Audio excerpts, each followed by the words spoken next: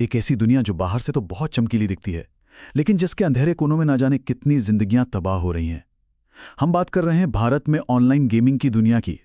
आसान जीत के वादों के पीछे जो एक बड़ा संकट छिपा है, उस पर अब सरकार की नजर पड़ी है। तो चलिए इस डिजिटल जुए के पीछे की असली कहानी को समझते हैं। बस एक और जीत और सब ठीक हो जाएगा। ये सिर्फ 27 साल के रवि कुमार की सोच नहीं थी, बल्कि ये उन लाखों भारतीयों की उम्मीद थी जो ऑनलाइन गेमिंग के इस भंवर में फंस चुके हैं। ये कहानी दिखाती है कि कैसे उम्मीद की एक छोटी सी किरण एक भयानक तूफान में बदल सकती है। इससे पहले कि हम आंकड़ों और कानूनों की बड़ी बड़ी बातें करें, उन लोगों की कहानियों को सुनना जरूरी है जिनकी जिंदगियां इन चमकती हुई स्क्रीन्स के पीछे बिखर गईं। ये कहानियां ही हमें इस संकट की असली मानवीय कीमत बताती हैं। जरा सोचकर देखिए, आप एक सुबह उठते हैं और आपको पता चलता है कि आपके पति ने आपके ही क्रेडिट कार्ड से 7 लाख रुपए उड़ा दिए हैं। रमा गुप्ता के लिए ये कोई बुरा सपना नहीं था, ये एक कड़वी हकीकत थी। और ये तो बस शुरुआत थी। इसके बाद जो हुआ वो इमोशनल ब्लैकमेल और धोखे की एक ऐसी कहानी है जिसने रमा को अपना पूरा भविष्य ही दांव पर लगाने के लिए मजबूर कर दिया। 95 लाख, ये सिर्फ एक रकम नहीं है, ये टूटे हुए भरोसे, बिखरे हुए सपनों और एक ऐसे कर्ज का बोझ है जो असल में रमा का था ही नहीं। ये इस बात का जीता जागता सबूत है कि कैसे एक इंसान की लत पूरे परिवार को निगल सकती है। रवि कुमार की कहानी भी कुछ ऐसी ही है।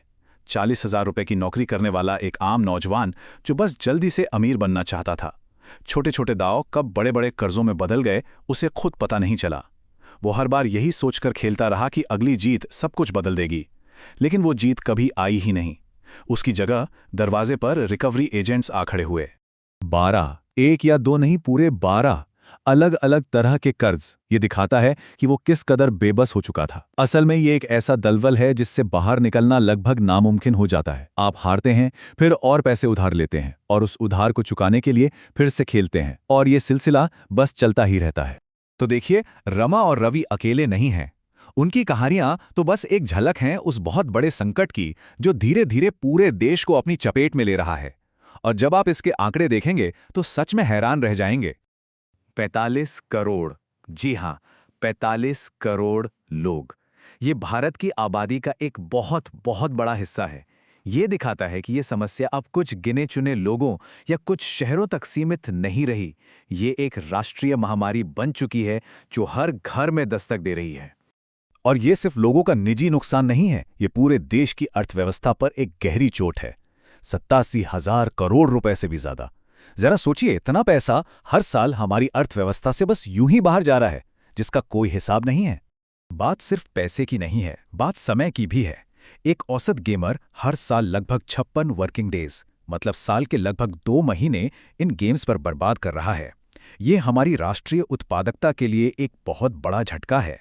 अब इस नुकसान को जरा दूसरी जरूरी चीजों से तौलकर देखते हैं तो ये और भी डरावना लगता है। ऑनलाइन गेमिंग में हम जो पैसा गंवा रहे हैं वो हमारे देश के पूरे उच्च शिक्षा बजट का लगभग 2 गुना है, और हमारे स्वास्थ्य बजट के भी करीब करीब बराबर है। सोचिए, हम अपने भविष्य की कीमत पर ये जुआ खेल रहे हैं। तो सवाल ये उठता है कि लोग जानते हुए भी क्यों खेलते रहते हैं। इसकी वजह है कि ये सिर्फ खेल नहीं, बल्कि बहुत ही चालाकी से बनाए गए मनोवैज्ञानिक जाल हैं। हर छोटी जीत आपके दिमाग में खुशी का केमिकल डोपामाइन रिलीज करती है। जब आप दूसरों को जीतते हुए देखते हैं तो आपको फोमो यानी मौका चूक जाने का डर महसूस होता है। और इन ऐप्स में डार्क पैटर्न का इस्तेमाल होता है, मतलब डिजाइन ही ऐसा होता है कि एक क्लिक में पैसे जमा करना तो बहुत आसान है, लेकिन पैसे निकालने के लिए 5 मुश्किल स्टेप्स पार करने पड़ते हैं। ये आपको खेल छोड़ने ही नहीं देता। तो अब जब संकट इतना बड़ा हो गया है, सरकार भी एक्शन में आ गई है। उसने एक ऐसा कदम उठाया है जो इस पूरे उद्योग को हमेशा के लिए बदल सकता है। आइए देखें, क्या है ये नया कानून। इस नए कानून का नाम है ऑनलाइन गेमिंग का संवर्धन और विनियमन अधिनियम 2025। और इसका मकसद बिल्कुल साफ है, पैसे वाले हानिकारक खेलों पर पूरी तरह से रोक लगाना और असली कौशल वाले ई स्पोर्ट्स को आगे बढ़ाना। इस कानून में जो सबसे बड़ा, सबसे क्रांतिकारी बदलाव है वो क्या है? देखिए, पहले स्किल और किस्मत के खेल को लेकर एक लंबी कानूनी बहस चलती थी, लेकिन इस नए कानून ने उस बहस को ही खत्म कर दिया है। अब एक ही सीधा साधा नियम है, अगर किसी भी खेल में असली पैसा लगा है तो वो गैर कानूनी है, बस। तो आखिर ये कानून काम कैसे करेगा? आइए इसकी बारीकियों को और आसान भाषा में समझते हैं। देखिए, नए कानून ने सभी ऑनलाइन गेम्स को 3 सीधी सादी कैटेगरीज में बांट दिया है। पहली, ई स्पोर्ट्स, ये स्किल पर आधारित है और इन्हें बढ़ावा दिया जाएगा। दूसरी, सोशल गेम्स, जो सिर्फ मनोरंजन के लिए हैं, उनकी इजाजत है।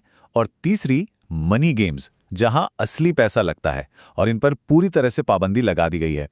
और ये बैन सिर्फ कहने के लिए नहीं है, इसे लागू करने के लिए एक 3 तरफा स्ट्रैटेजी बनाई गई है। पहला, ऐसे खेल बनाना या चलाना ही गैर कानूनी है। दूसरा, इनका विज्ञापन करना भी गैर कानूनी है। और तीसरा, जो सबसे अहम है, बैंक और पेमेंट गेटवे अब इन गेम्स के लिए कोई भी ट्रांजैक्शन नहीं कर पाएंगे। मतलब इस पूरे गोरख धंधे की कमर ही तोड़ दी जाएगी। इन सब नियमों को लागू करवाने के लिए एक नई शक्तिशाली अथॉरिटी भी बनाई गई है, भारतीय ऑनलाइन गेमिंग प्राधिकरण, यानी OGAI। ये एक डिजिटल फर्स्ट संस्था होगी।